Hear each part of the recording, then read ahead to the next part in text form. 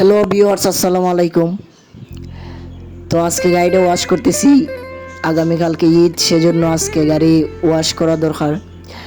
তো ঈদের সময় মানুষের প্রত্যেক জিনিসই পায় পরিষ্কার করে, যেমন ঘরের কাপড় চোপড় ধৌত করে, তারপর জামা কাপড় ধৌত করে, হ্যাঁ মানে যা কিছু থাকে আর কি, আসবাবপত্র সব কিছু মানুষে ধৌত করে। ঈদের সময় আসলেই মানুষে অনেক সময় পরিষ্কার করে, বিশেষ করে ঘর দ্বার সব কিছু ঝাড়ু ঝাড়ু দেয়। তো আমিও বাইকটা ওয়াশ করলাম। আসলে শখের জিনিস সব সময় মানে সুন্দর থাকলে অনেকটা ভালো লাগে। আর ব্ল্যাক কালার মানে কালো আমার পছন্দের একটা কালার।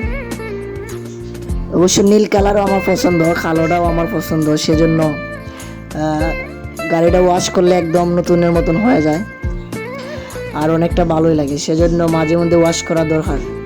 আর শখের জিনিস তো সবসময় সুন্দর রাখা দরকার, কারণ হচ্ছে সুন্দর থাকলে নিজের কাছে অনেকটা ভালো লাগে।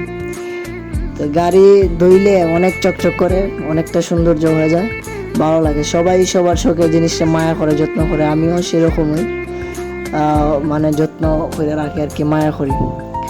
তো আসলে নিজের জিনিস নিজে কেয়ার করা দরকার। প্রত্যেকটা জিনিসের কেয়ার করলে, যত্ন করলে রত্ন মিলে, মানুষে বলে না?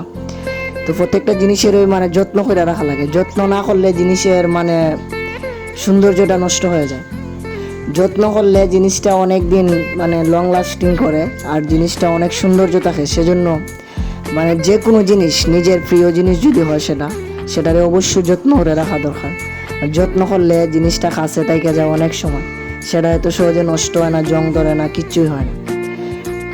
আমিও আমার বাইকটাকে অনেক মায়া করি। অবশ্য শখের জিনিস তো, নিজে পরিশ্রম করে ইনকাম করে, টাকা ইনকাম করে বাইকটা কিনছি, সেজন্য বাইকের প্রতি অনেকটা যত্ন।